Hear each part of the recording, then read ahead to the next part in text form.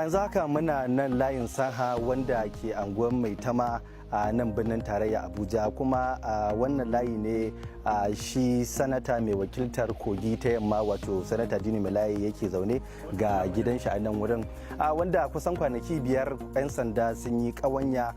sun zagaye kusan za iya cewa wannan layi sakamakon wasu zarge-zarge da ake yi mashi. Yanzu haka idan za a iya gani tun daga farkon wannan layi zuwa karshe ga motocin 'yan sanda nan akalla za su kai kusan guda 10, ga kuma su kansu jami'an tsaron nan sun yi zaman dirshan suna jiran fitowar shi Dino Melaye daga wannan gida domin a kama shi. Kamar yadda ake jin raɗe-raɗi a kwana biyu na akan cewa kila an yanke ruwan gidansa da kuma wuta, duk da dai na tambayi mazauna kusa da wannan gida nasa an bayyana min cewa tabbas gidan ba wuta tun a ranar da suka zo an ji janareto na aiki, daga baya dai aka ji dai shiru ba wani ko ba maganan wuta a cikin gidan, wanda yanzu haka dai ga 'yan sanda in zamu iya gani suna nan ana jiran shi har sai ya fito, suna nan sai illa masha Allahu kamar yadda kuke gani a halin yanzu.